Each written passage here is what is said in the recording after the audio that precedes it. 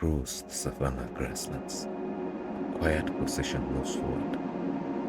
These are elephants, giants bound not by instinct alone, but by memory. The youngest walk at the center, shielded by the herd, guided by experience older than any road.